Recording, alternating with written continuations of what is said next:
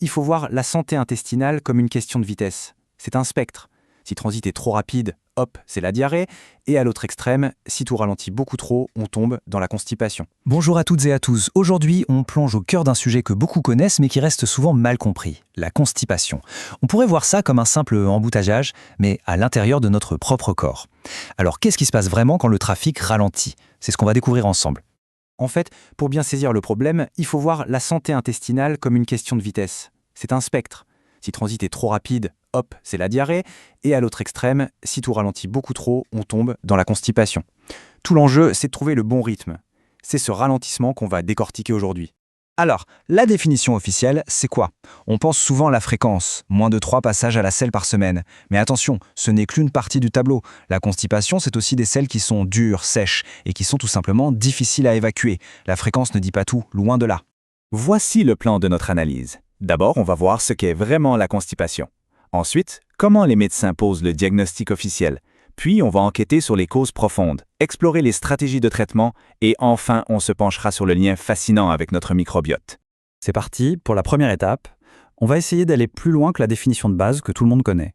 D'un point de vue clinique, de quoi parle-t-on exactement? La réalité est bien plus nuancée. Et attention, ce n'est pas un petit problème isolé. Ce chiffre, il est assez frappant. Entre 10 et 30% de la population des pays occidentaux est touchée. C'est une part énorme, ce qui montre bien à quel point il est important de comprendre ce phénomène. Passons maintenant au diagnostic officiel, parce qu'il ne s'agit pas juste d'un ressenti personnel, non, c'est une condition médicale bien définie et il existe des critères très précis pour la qualifier de chronique. La grande question est donc, comment un médecin peut-il affirmer qu'il s'agit bien d'une constipation chronique? Pour ça, il ne se fie pas à une impression, il s'appuie sur un ensemble de critères très spécifiques. Les médecins utilisent un outil qui s'appelle les critères de Rome 4. L'idée clé à retenir, c'est la durée et la combinaison. Pour parler de constipation chronique, il faut que les symptômes soient là depuis au moins 6 mois. Et ce n'est pas juste un seul symptôme, mais un mélange de plusieurs choses.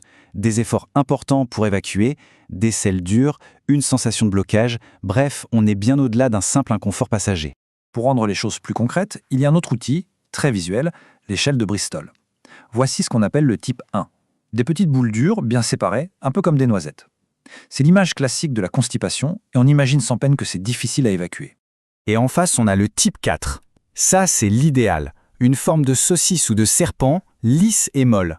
La différence est frappante, n'est-ce pas? Ça illustre parfaitement l'objectif à atteindre pour avoir un transit en pleine forme. Ok, maintenant qu'on a bien défini le quoi, il est temps de s'attaquer au pourquoi. On enfile notre casquette de détective et on part à la recherche des causes de ce fameux ralentissement.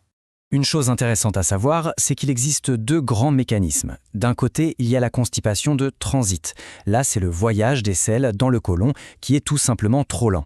Et de l'autre côté, on a ce qu'on appelle un trouble de l'évacuation. Dans ce cas, le problème se situe tout à la fin du parcours, au moment d'expulser les selles. Le blocage n'est donc pas toujours au même endroit. Ce qui rend l'enquête si compliquée, c'est que les causes s'accumulent souvent. C'est rarement un seul facteur. On a bien sûr tout ce qui est lié au mode de vie, une alimentation pauvre en fibres, le fait de ne pas boire assez, le manque d'exercice, mais il y a aussi l'âge, la grossesse, certains médicaments, des changements hormonaux ou même d'autres maladies. C'est un vrai puzzle à reconstituer. Allez, passons au plan d'action. L'approche moderne va bien au-delà du simple conseil de manger plus de fibres. C'est une approche bien plus stratégique et surtout personnalisée. La stratégie ressemble un peu à un escalier. On commence toujours par la première marche, la base. On ajuste le mode de vie. Si ça ne suffit pas, on monte d'un cran avec des traitements de première intention. Si le problème persiste, on passe au laxatif de deuxième intention. Et plus haut, on trouve des thérapies plus spécialisées. La chirurgie, elle, est tout en haut de l'escalier. C'est vraiment le tout dernier recours pour des cas très sévères. Ce qui est intéressant, c'est que même les laxatifs n'ont pas tous la même tactique. Ceux de première ligne, on va dire que c'est l'approche douce. Leur but est d'attirer l'eau dans les selles pour les ramollir et augmenter leur volume. Si ça ne suffit pas, les laxatifs de deuxième ligne, eux, passent à l'attaque. Ils stimulent directement les contractions de l'intestin pour forcer le passage.